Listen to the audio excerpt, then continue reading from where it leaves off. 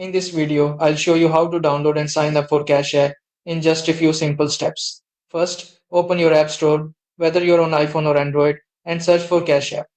Once you find it, download and open it from your home screen. On the welcome page, enter either your phone number or email. This will be how you log in and how others can find you. You'll receive a verification code by text or email, so enter it to confirm your account. Next, you'll be asked to link a debit card so you can send or receive money. You can do this now or tap skip to set it up later. Then, enter your first and last name.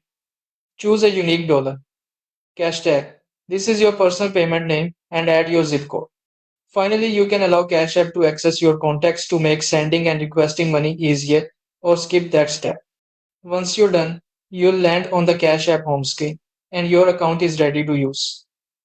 That's it. You've just downloaded and signed up for Cash App.